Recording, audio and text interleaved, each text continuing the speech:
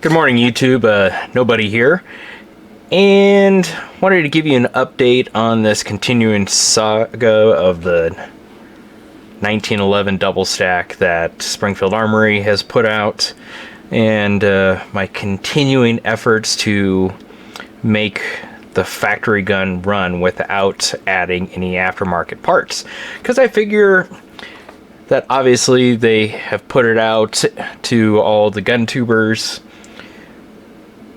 showing that it can run with factory parts, and I just got to figure out how they did that. So one of the things that I noticed yesterday after my video, when I was putting everything together, these grip screws on the inside had shiny marks on the face. And I started looking at the magazines, and they were actually rubbing up against the grip screws on both sides. Put a Sharpie mark over those because I wanted to see if that had fixed it.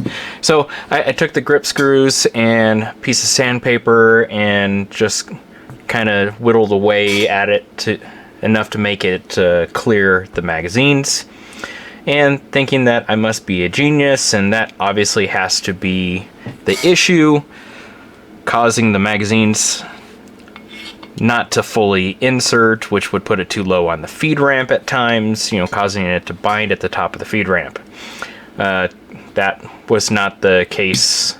I went out this morning and shot another 250 rounds. I quickly noticed that I was still getting failures to feed, and just like all the other ones, it was the first round off the magazine, and it was happening on both. So I could have stopped right there. I didn't have to go through all 250 rounds, but I was having way too much fun. This thing is a blast to shoot. But as I was loading mags, I started noticing how they felt as I was getting to the last couple of rounds. And primarily, which, don't freak out about this, guys, no firing pin. Primarily, as I was loading, it felt really gritty.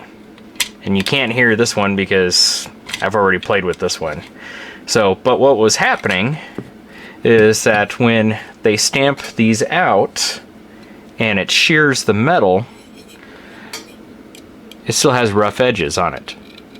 I don't know if you can hear that. And you can hopefully see here, if I can get the lighting correct, the shiny mark here, that's where it's actually worn away the Cerakote, because that's the high spot and the jagged edges that is catching the brass. So here was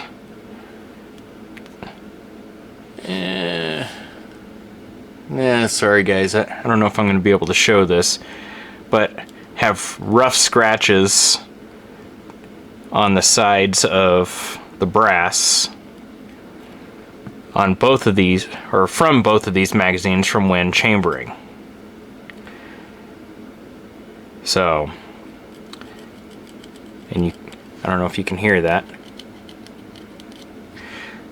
So I thought, well, obviously that has to finally be the culprit. So now I'm here on the bench, and I went ahead and took in a small stone, which I had this little diamond file. You can use sandpaper, just have something to back it to keep these edges nice and straight. So, but I just went and tried to get this as smooth as possible. And I just want this inside edge. I don't necessarily need this top perfectly smooth, because that's not actually touching the brass. I just need where it is actually going to touch the brass. So, easier to do this when the magazines are disassembled. so that way you can get in and hit those areas. So I am going to go ahead and do this one next, but wanted to tell you I loaded this magazine up and went ahead and inserted the magazine, and I particularly noticed this failure to feed happening when I would insert a mag, the slide is locked back, and I dropped the slide. So that's where just about all of them happened. I went and tried about 8 different the 17th round 8 different times. Sorry, a little bit of burp. I'm getting fueled up on Mountain Dew this morning, and had no issues at all. So I think this magazine is solved, or at least benchtop wise it is solved. I'm going to work on this one next, and then try to go ahead and test it out and duplicate it and see if I can get it to hang up. And I will be right back with you. Alright guys, I'm back. I'm going to go ahead and try how this operates. I've gone through and polished these feed lips here with my little diamond file and my little Arkansas stone. Like I said earlier, if you don't have anything like this, you can use a small file. You can use some sandpaper. If you're using something like sandpaper, make sure you have something backing it, so that way it can keep it nice and straight. So that way you are not changing any angles or anything here on these feed lips. You want to keep these as close to how they were supposed to be as you possibly can. You're just taking off those burrs, you're just smoothing it out. Remember, less is more. So, just a quick note, some of you are probably looking at this going, he's got live ammo on the bench, and yes, this is live ammo. Just so you know, I've taken out the firing pin. This is not going to go off. So if it goes off, it deserves to, and I deserve to have it happen to me. So, but that would be pretty extraordinary. So, that being said, got my 20 round mag here. There's 19 rounds in it. Already a big difference.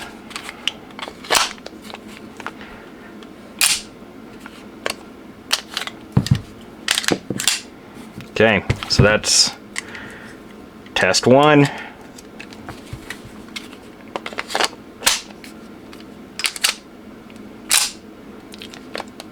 Test 2.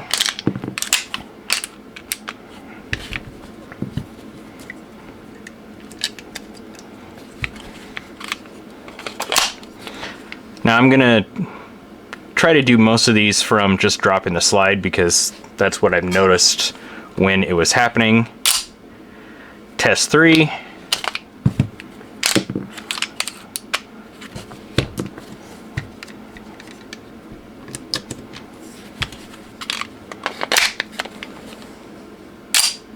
Test 4.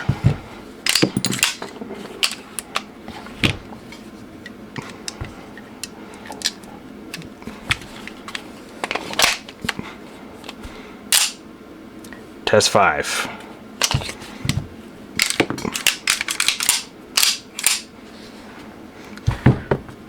Alright guys, I would say that is a successful test. And I think that solves the problem. I am going to spend a little bit more time on this 17 rounder. This one I got buttery smooth on the extraction. It felt so nice. I'm going to polish these up a little bit more. Take your time, really get them really nice and smooth, and I think it'll pay off in spades.